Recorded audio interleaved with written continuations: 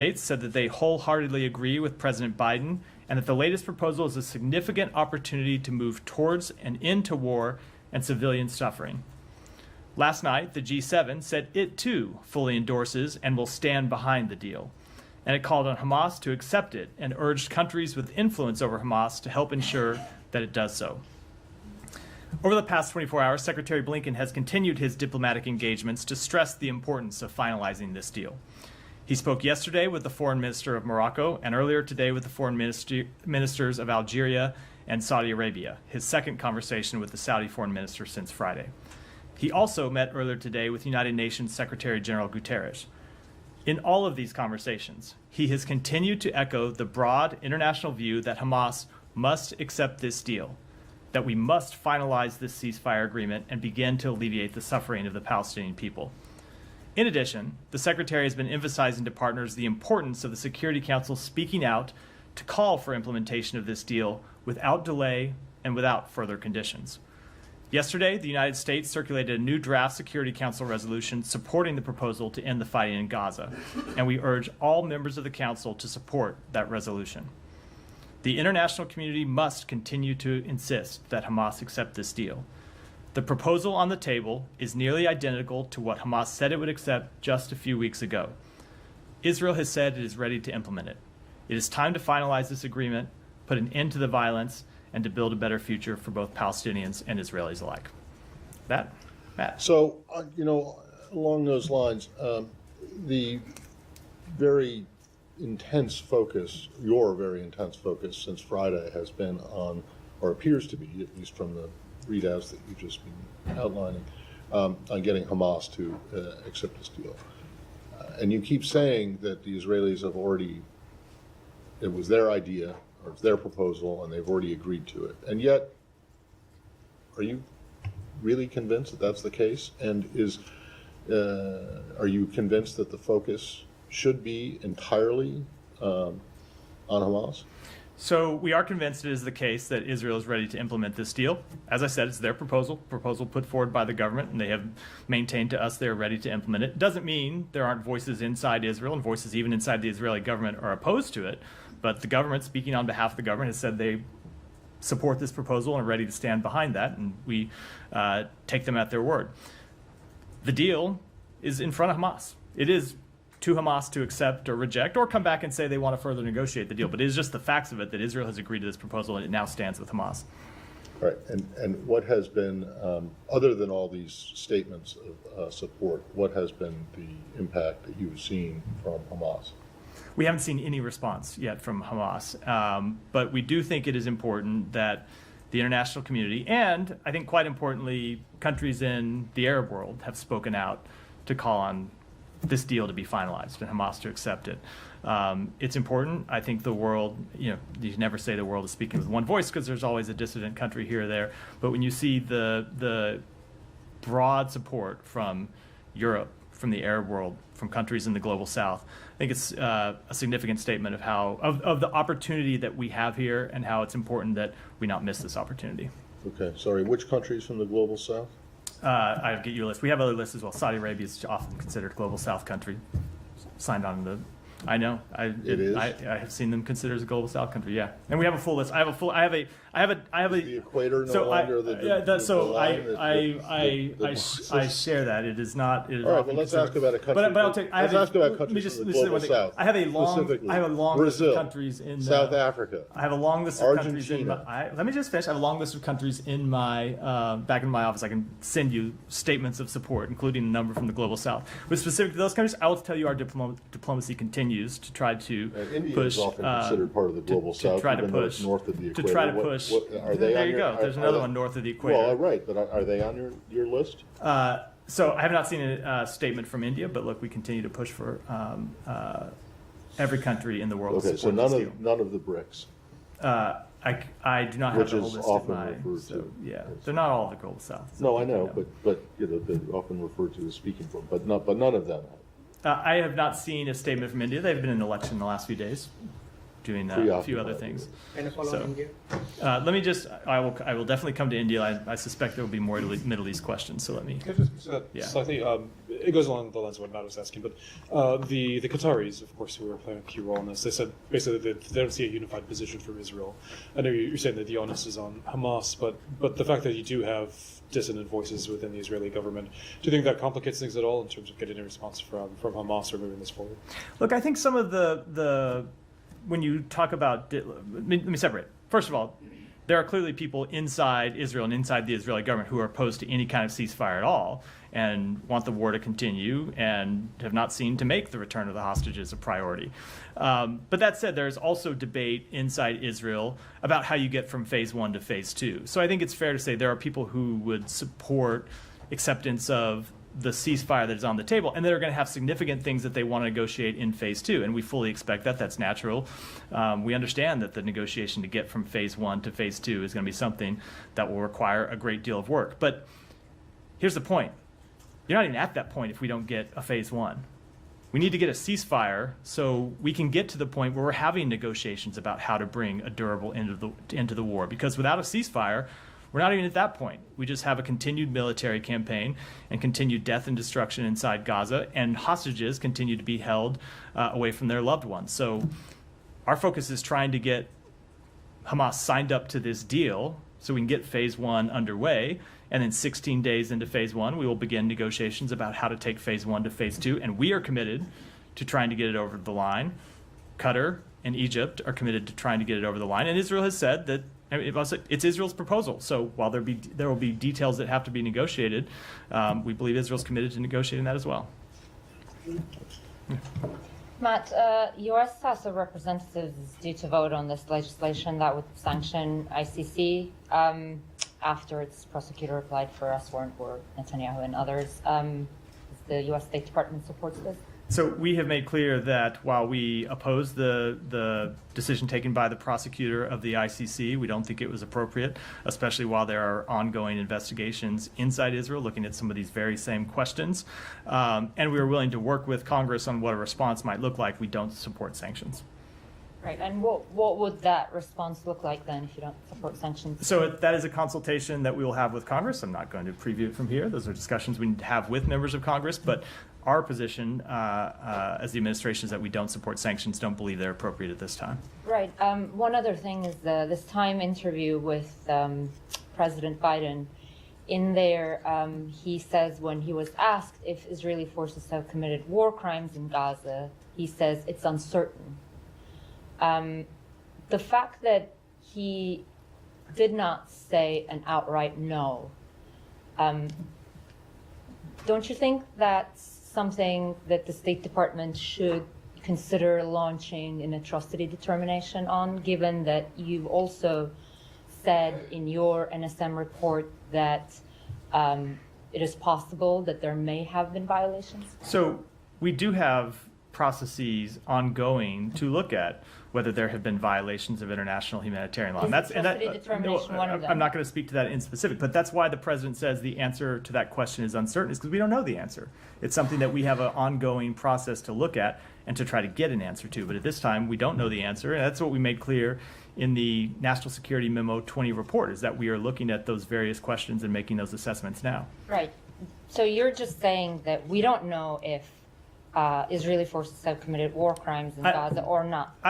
You said we don't know. I would go a bit further and say that we said we don't know the definitive answer to it, but the NSM 20 report said it's reasonable to conclude that they may have, given the sheer number of incidents, but we need to finish these processes to have definitive answers to the question. So despite these assessments, you think there is no change in the U.S. policy to continue providing arms to Israel? There is no change in our policy. As you know, we've paused one shipment. We have not, but we have not changed our overall policy, and we will continue to support Israel's security. Thank you, Matt. There are reports I didn't mean to call on you if you didn't have your hand up. Oh, no, I did. Going along the front row. There are reports that the CIA director and Brett McGurk are heading back to the region in furtherance of potential hostage and ceasefire talks. Do you expect that the secretary will engage in-person diplomacy in the region as well? So the secretary has been engaged, as I discussed in my opening comments and I discussed yesterday, in a number of phone conversations with partners in the region over the past now 4 days since Friday's announcement. And he will be traveling to Europe, leaving tonight to join the president for his trip to Normandy and then a bilateral visit with France. And I don't have any further travel to announce beyond that. Okay. And I know you said that there has been no response received as yet from Hamas. Is it known from either Egyptian or Qatari interlocutors whether the proposal has actually reached Yahya Sinwar for his evaluation, even if a response hasn't come back? I don't know an answer to that question. Okay, have we? I don't believe we know. Okay. On aid, you mentioned yesterday that there were constructive discussions that took place in Cairo. Obviously, a number of international aid groups have been raising alarms that the situation is dire and getting worse by the day.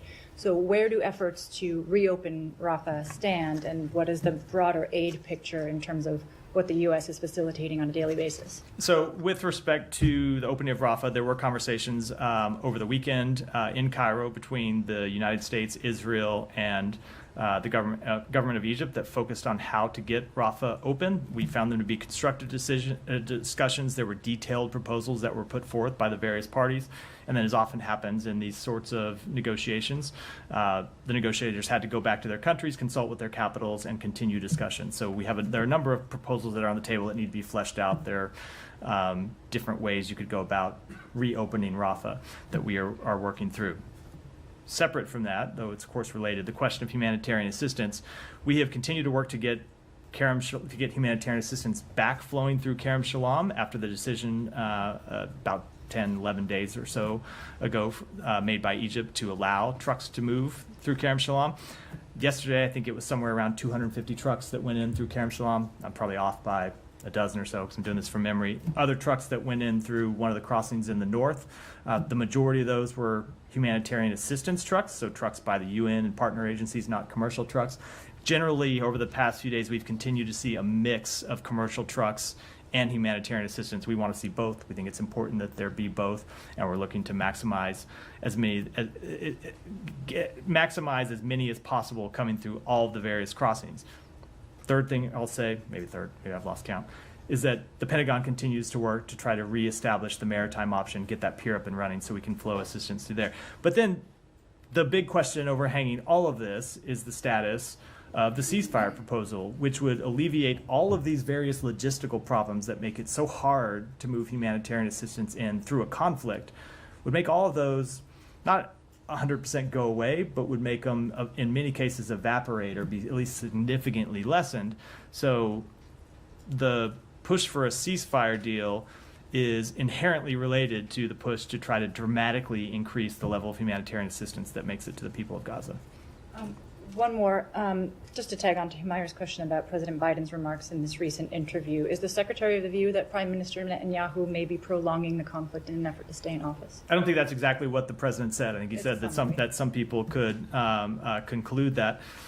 Look, the president's comments speak for themselves. I'm not going to add anything to that. But I will just say we have been engaged with the Prime Minister on this question, and the Prime Minister has put forward a proposal on behalf of the the Israeli government that would lead to a ceasefire and ultimately could lead to the end of the war, pending other negotiations, and we're trying to get that ceasefire over the line. The President said there's every reason for people to draw that conclusion without commenting permanently. Right. So just one follow-up. I mean, so the proposal is on the table.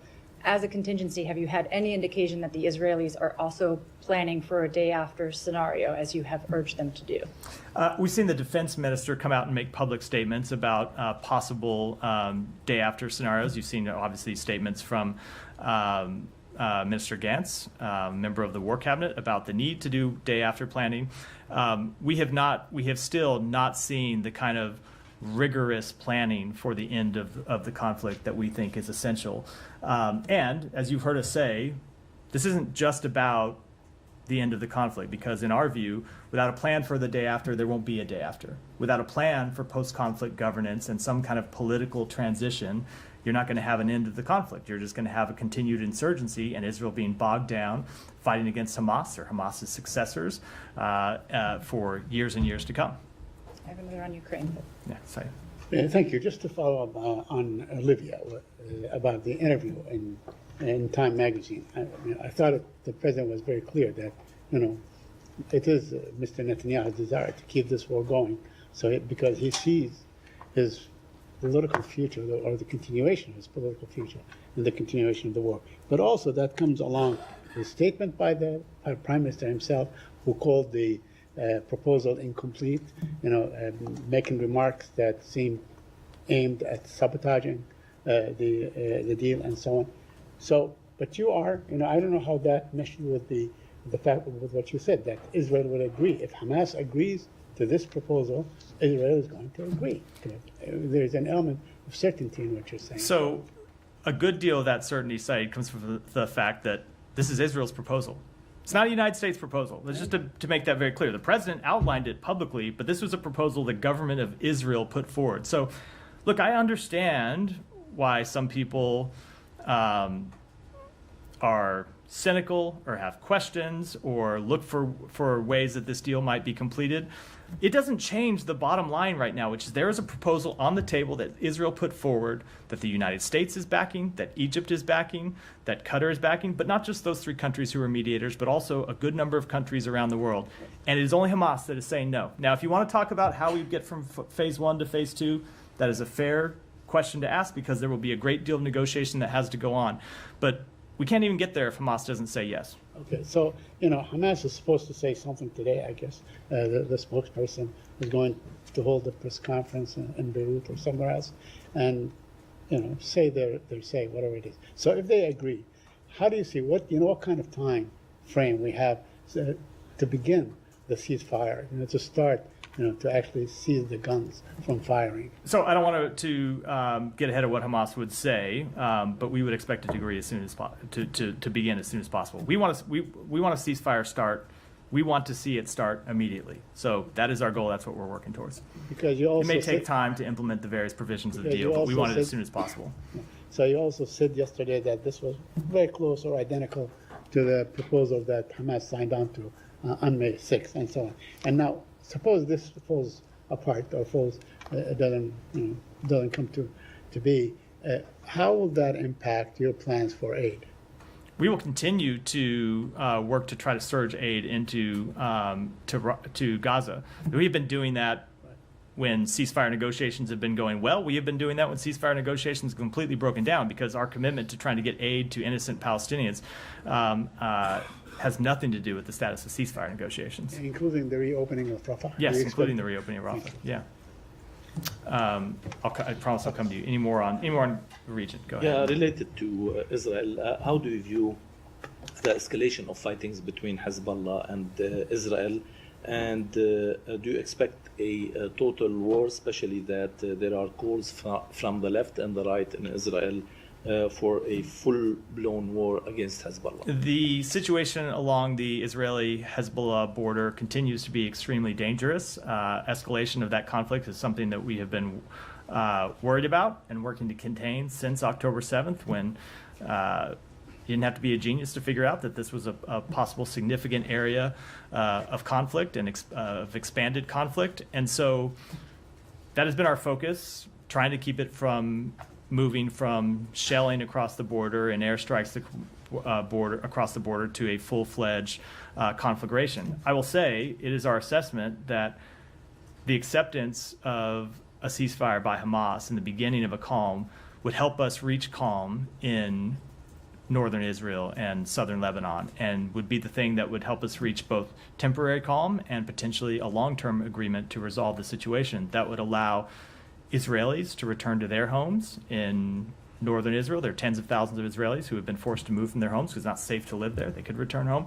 And a number of Lebanese who have been forced to flee their homes in southern Lebanon who would be able to return home too. So it's something that we're pursuing, but it is really difficult to do as long as there is continued fighting in Gaza. So it's obviously not the sole reason or the main reason we're pursuing an end to the fighting in Gaza, but it is something that we think would be a significant byproduct of achieving a ceasefire there. And any comments on the Israeli calls for a full-blown war with Hezbollah?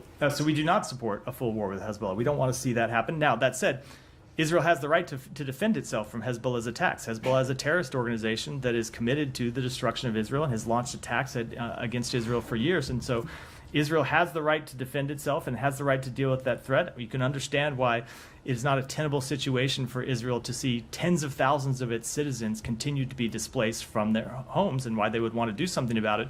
But ultimately, we've heard Israeli leaders say the solution that they prefer is a diplomatic solution, and obviously that is the solution that we prefer too, and that we're trying to pursue. And one more, if you don't mind. The Iran Supreme Leader has said in a speech yesterday that October 7th attack came at the right time, and the action thwarted the grand plan of the Middle East region. Do you have any comments on that? So it goes to something you've heard the Secretary say before, which is there are two paths for this region. One is a path to greater integration, greater peace, greater stability, greater commonality among the peoples of the region. And the other path is continued conflict and death and destruction and despair. And we obviously support the first path. But it's also quite clear that the biggest opponents to further integration in the region, further peace in the region, stability, are Iran, Hamas, Hezbollah, the other proxy groups that Iran funds. So when you look at the possibilities that lie in front of the region in the long term, if we can achieve a ceasefire, the possibility of greater integration that would bring peace to Israelis and peace to Palestinians and further stability in the region. It's why we believe the greatest rebuke to Hamas and its sponsor, and the greatest rebuke to those who support the attacks of October 7th would be not just this initial ceasefire, but long-term peace and stability that leaves Israel further integrated with its neighbors. Thank you. Shannon. Thanks. Just quickly circling back to Qatar and the statement from its foreign ministry questioning Israel's position. Are you fully confident that Qatar is putting as much pressure as it possibly can on Hamas to accept the deal, given that the U.S. and Qatar apparently are on different pages? We are not on different pages. And I will say that, yes, I am confident that we have had a number of conversations with the government of Qatar about this exact question, going back without giving away too much to the immediate days right after October 7th. And have always made clear that there can't be any more business as usual with Hamas for countries in the region. But at the same time, we have valued the role that Qatar has played in being a channel to Hamas, in being able to mediate this potential hostage deal, as well as the last pause, the 1 week pause that they were able to mediate that happened last November. And so we greatly value the role that Qatar has played, including on sending the appropriate level of messages to Hamas.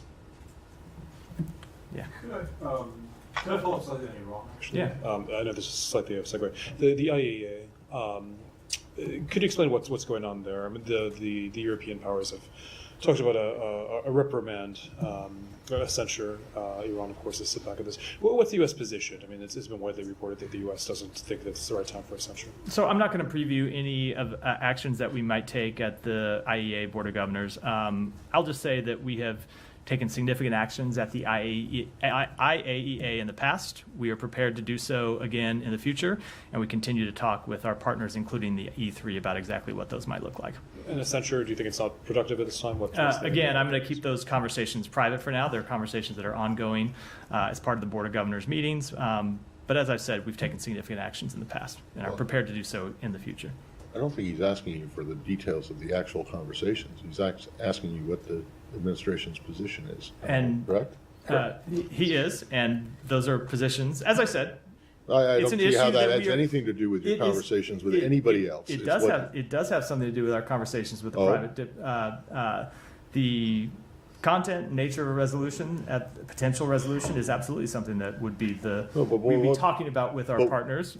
Right, but what's your Should position there- on a censure? Should there be a resolution, you will see the United States position when that resolution comes forward. But I think you should not expect us to be acting in any sort of disharmony with our E3 partners. We've prized our unity with them, and I expect that to continue. I have another on Iran, sort of separate. Does the U.S. have clarity on these Israeli airstrikes in Syria that appear to have killed an Iranian general? Is it asked for information as to the target and intent of the We do not. attacks? I've seen the reports, but don't have any further information on it. Have you consulted with the Israeli government as to their I purpose? just don't have any information other than that we've seen the reports. Given the background of it rising to a almost global conflagration when this happened last time in April, shouldn't it kind of top the list? I may have something to say later, but as I said, for now, just reports that we've seen, don't have anything further. So, go ahead. Thank you. My own questions, but before that, let me follow up on the secretary's schedule. You said he's leaving tonight. Can you elaborate more on his schedule, any bilats in Normand, and when is he hoping to show up in Switzerland? What was the last part? In Switzerland. So, with respect to the initial part of this trip, he's traveling with the president. He's going to be in Normandy and then in Paris. His schedule will largely follow the president's schedule. If we have any separate programming meetings or such to announce, we will make those public in the coming days. With respect to dates beyond that, I think a week beyond that, I don't have anything further to announce. Right. A couple of questions on the EU elections. There are reports about increasing Russian disinformation campaign in Europe. What's your level of concern about those reports? So we have been incredibly concerned about Russian disinformation. This was a significant subject of conversation at the NATO foreign ministers meeting last week in Prague, something the Secretary raised and not only raised, but then heard significant concern about from our European partners. We have seen the Russian government use disinformation against its own people. We have seen the Russian government use disinformation to spread lies and rumors across Europe and across the world, and we continue to consult with our partners about the best way to respond to that. Kremlin is also echoing Georgian government's propaganda. Today we heard from Deputy Foreign Minister saying that the U.S. is planning to implement a new Maidan in October in Georgia. Do you have any response to that? So, look, you continue to see, I think the answer I just gave about disinformation that you see from the Kremlin probably applies here pretty well. What you have seen in Georgia is, over the past few weeks, is the Georgian people's expression of their will and their opposition to this Kremlin-backed law that the Georgian government has passed. It has nothing to do with the United States. It has to do with the people of Georgia expressing their own views. Thank you. And finally, on Ukraine, we have seen a letter came from the House Foreign Affairs Committee urging the Secretary, both the Secretary of State and Treasury, to speed up in terms of implementing the Repo Act. Where are you at this, and why is it delay? So the Secretary has made quite clear that we have been given those authorities and we plan to use them, but it's also important that we use them in concert with our European and other allies. As I think you know, the vast majority of the frozen Russian assets are not held in the United States. They're held in European countries. So for this action to be as effective as possible, it's important that we act in concert with our allies, and we are in consultation with our European allies about the best way to do that possible. But we are committed to ensuring that Russia's frozen assets remain immobilized and that they're put to use for the benefit of the Ukrainian people. Thank you. Yeah. Thank you. I wanted to ask you about India's elections. After 3 months, the people of India have voted. Election results are out now. Prime Minister Modi's ruling coalition has crossed the halfway mark. How do you see the election results from the elections? So first of all, our understanding is that the election results have not been finalized, so we will wait for the finalization of those election results before we offer any definitive comment. I'm also not going to comment on winners and losers in an election, as is our case around the world. What is important for us and what we have seen over the past 6 weeks is the largest exercise of democracy in history as the Indian people came to the polls. And on behalf of the United States, we want to commend the government of India and voters there for successfully completing and participating in such a massive electoral undertaking, and we look forward to seeing the final results. During the election campaign, India's External Affairs Minister Jaishankar and Prime Minister also indicated multiple times that there have been attempts to influence the India's elections from Western side, US and other countries.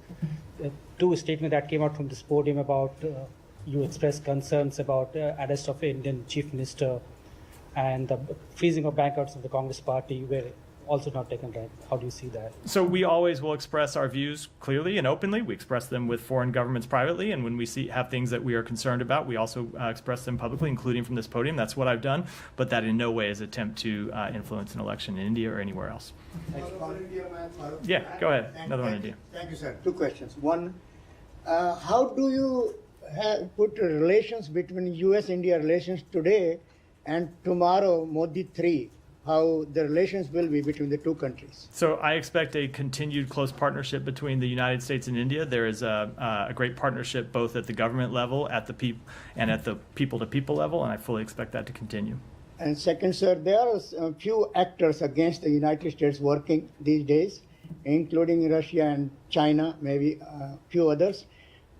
Who are the worst as far as the U.S. national security is concerned, Russia or China? Look, it is clear that it is Russia that has invaded a country right now, is actively trying to overthrow a democratically elected government, and it's required the United States to mobilize an international coalition to respond to that. But we also have concerns about actions that China has taken. Look, it's clear that Russia and China are the two countries, both with the size and ability and motivation to offer a different vision of the world than that is put forward by the United States and a number of our allies. And so we will continue to offer our vision of the world and continue to stand up to either of those countries when we see actions that contradict that.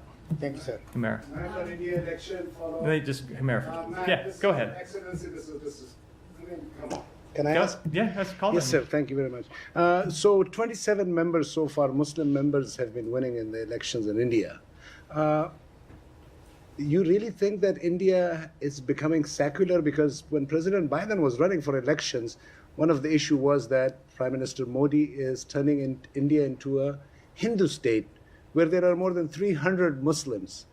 27 seats they are so far winning. Modi is winning the election, but you have to admit that under President Biden, a leader is coming who is turning a country into a one religion, a Hindu state, basically, right? Would you agree with that? So I will say that when we have concerns about human rights, as we have in India, we express those openly. We express them directly to the government of India. We have done that and will continue to do it as we do with countries all around the world. Thank you so much. Can I just ask one more? Yeah. The Pakistan military 83rd Corps Commanders Conference met just a couple of days ago, and they came up with this term called digital terrorism, where they think that public in the US and Canada and UK mostly, through digital platforms, they are spreading terrorism and creating anarchy sort of situation. Do you have any comments about that? I have not seen that specific report or that allegation, but obviously we oppose terrorism or any attempts to recruit people to terrorism or foment terrorism sir. anywhere in the world. Digital terrorism. I'm saying I haven't seen that report, but Okay. Thank you so much. Go ahead. Can you just quickly follow up? Yeah, go ahead. India has world's second largest number of Muslim population after Indonesia. None of the other Muslim countries have that much Muslim population as India has. Why do you think India is converting into a Hindu? I'm just not going to speak to that question. Go ahead, Humera. Just to go back to Hezbollah a minute ago, I just want to make sure I heard what you said. I heard right what you said. So you said U.S. does not support a full-blown war in the border? It's not what we want to see. We don't want to see a full-blown war. We want to see this resolved by a diplomatic resolution. Sure. So are you saying that U.S. is against the possible offensive that Israel is talking about carrying out? So we want to see it resolved through diplomatic means, and that's what we have been pursuing. I also said that Israel has a right to defend itself, and it is not a tenable situation for tens of thousands of people to continue to be displaced from their homes. But what we've heard Israel say is that their preferred resolution is a diplomatic one, and we agree with that. Right, but they're also saying today, Military Chief of General Staff Herzi Halevi is saying Israel is ready for a military offensive along the border, and that it was nearing a decision point. So what is your comment for that? Our comment is that we want to see it resolved by diplomatic means. We want to see a ceasefire agreed to in Gaza that would allow us to pursue a diplomatic resolution in the north. Have you this could all be solved by a ceasefire, and sure. that's what Have you we're told pursuing. the Israelis in the past couple of days or today specifically about these, like advise them not to do it? So I don't know of any recent conversations with them, but we have had this conversation with them for a long time, and Israel has made clear they don't want a war in the north. A war in the north would tax their resources, which have already been taxed by the conflict in Gaza. This goes to the thing that the secretary has talked about, and I talked about a little bit about yesterday, where we look all of it and you see the potential of Israel being bogged down in Gaza, fighting a war in the north. If you have further instability in the West Bank, and as the president said, that drains them diplomatically, economically, militarily, and it's not a strategic success for them. So we have heard Israel say, publicly and privately, that their preferred resolution is a diplomatic one. Now, should we not get a ceasefire in Gaza? Should they continue to see strikes in the north?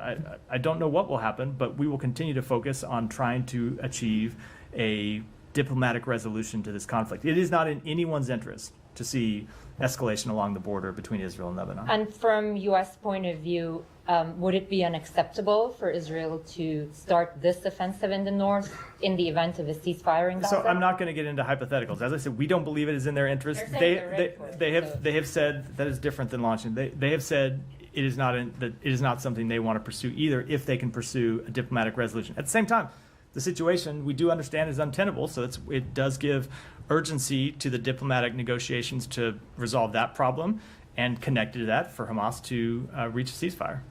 Matt, one follow-up, Yeah. please. Are you confident that you will be able to find a diplomatic solution for the fightings and for the crisis between Hezbollah and Israel? Look, obviously, we can't make any predictions about what would happen. That would involve, of course, Hezbollah being willing to agree to a resolution as well. But we do believe that if we can get calm in Gaza, that it dramatically increases our chance. It unlocks the real possibility of calming the situation in the north, which does not need to be at the level it is today. It wasn't at this level before October 7th. It was the fight, there's always been obviously tension along that border and strikes and even wars that have been fought over that border. But we have seen an increase in strikes across the border after October 7th. And should we reach a ceasefire in Gaza, we think it's something we have a good chance of resolving. Yeah, go ahead. Oh, thank you, Matthew. So I'm really confused by this proposal that the president said Israel put forth. There seems to be a misunderstanding between the sides, and there are conflicting reports. Israel says its objectives have not changed yet. This deal would not say result in the elimination of Hamas. Prime Minister Netanyahu said some of what President Biden said in his speech on Friday is inaccurate. Can you please clarify? So I think some of this goes to what has to be negotiated in getting to phase 1 and phase 2. Israel has agreed to the proposal that includes all of the elements of the proposal, phase 1, phase 2, phase 3. But as the president said in his remarks, the details of how you get to phase 2 are going to have to be negotiated. And that's what we were prepared to do. But it doesn't require Hamas to be gone, right? So we have made clear that Hamas cannot continue to govern Gaza. We also don't believe that you can eliminate Hamas just with a military campaign, that a military campaign can kill fighters, can detain fighters, but those fighters in many cases will be replaced by other recruits, so we need a political path forward, and that's what we want to try to negotiate. But the proposal doesn't require Hamas to relinquish control of Gaza, correct? Again, these are all details that have to be negotiated as we get from phase 1 to phase 2 and as we implement phase 3. It is up for negotiation if Hamas can stay in charge in Gaza? It is our position, it is Israel's position that Hamas cannot stay in charge of Gaza, and But it's still up for negotiation? To get from phase 1 to phase 2, you have to negotiate what the end of the conflict looks like. Okay. And what the think that governance Hamas will agree to a deal in which they cease to exist? So we just need to get a ceasefire, and I will say I think the broad interest of the Palestinian people, if you look at what has happened over the past 8 months, because of the campaign that Hamas launched, is to see Hamas replaced as the leaders of Gaza. And so when you see the U.S. position, Israeli position, the position of Arabs in the Arab countries in the region, that's what we're going to try to achieve. So that's just a clarification around this. No, you can't interrupt a call. Go ahead. Sorry. One more, and then I'm going to move on. Oh, sorry. So just to Just let him finish. Go ahead. Okay. Thank you, man. So just to clarify, so this is just a framework that has to be modified through negotiations, correct? So if you look at the president's statement, he outlined this pretty clear. What is in phase 1, what is in phase 2, and the negotiation that has to get to phase 2, which includes how to achieve an enduring end to the war. Thank you. Go ahead. I'm gonna come to you next. Hold on, because I got to leave in a few minutes because the president's starting to speak. So I'm gonna try to get to everyone in the room. Go ahead. Okay. Thanks, Matt. I'll just be very quick, and I'll pick up on my colleague here beside me. So when you mentioned the president's remarks, which included the idea that as long as Hamas lives up to its commitment, there could be, and I quote, the cessation of hostilities permanently. And you say that is an Israeli proposal. So the government of the State of Israel is signed up to a proposal that there could be a permanent end to hostilities and Hamas still in existence in a meaningful way. No, they're signed up to an agreement that leads to a permanent cessation of hostilities, but with a number of provisions that have to be negotiated to get there at the end of the phase. But if the phase one. provisions- But I say I'm not going to negotiate all those provisions in public. I talked about this a good deal yesterday about the fact that one of the principles the Secretary outlined in Tokyo in November is that there cannot be continued rule of Hamas in Gaza after October 7th. I'm sorry, after the end of this conflict, and that's what we're committed to. No, but I understand that. But if the provisions required would be the dissolution of Hamas, why would Hamas sign up to get that ball rolling? Because they don't want to see continued conflict, continued Palestinian people dying. They don't want to see war in Gaza. They want to see reconstruction of Gaza. Now, look, I will grant you one thing. I said this to Matt yesterday. It may be that Sinwar decides that he is safe in a tunnel and his interests have diverged from the people of Gaza. And so he's not willing to agree to a ceasefire. And he's not willing to look at this proposal and say it requires good faith negotiations to get from phase 1 to phase 2. So I'm not going to accept it because I'm safe and I don't have any interest in the Palestinian people who continue to suffer the ravages of war. But I will say, if you look at the deal that's on the table, it is manifestly in the interest of the Palestinian people, is manifestly in the interest of the Israeli people, is manifestly in the interest of the world. And so that's why we'll continue to push for it. And if Hamas really does represent the interests of the Palestinian people, as they say over and over, it's without a doubt that they'll take this deal. Thank you very much, Yeah. Matt. We hear more from the U.S. administration about Netanyahu, which sound like there may be a frustration.